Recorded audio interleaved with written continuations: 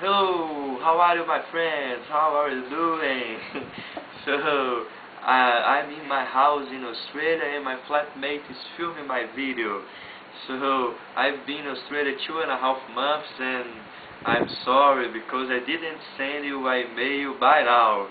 So, but now I'm gonna tell you. I'm sorry my English, but I'm better than before. But now I'm gonna tell. I'm sorry my English again. I'm gonna tell you my life in Australia. So I've worked a lot and I've studied English a lot. So I didn't do much in Australia yet. I just went to Gold Coast 2 times and I went to a lot of parties in Brisbane. But I wanna travel around Australia. I have to save my money to travel around Australia. Probably I will to Sydney to the New Year's Day with my flatmate and 2 more friends, and I think I will enjoy a lot there. So I don't know.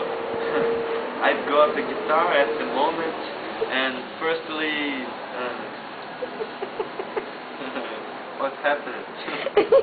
Why are you laughing? Why are you laughing of me? So. I've got the guitar at the moment, and firstly, I'm gonna play a Brazilian music for my girlfriend.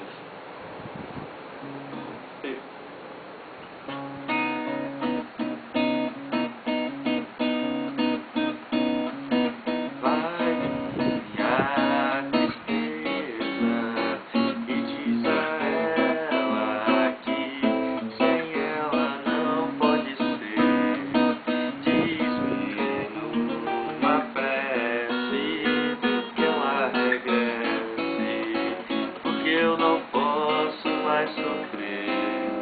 Chega de saudade. A realidade é que sem ela não há paz, não há beleza. É só tristeza, melancolia que não sai de mim, não sai de mim, não sai.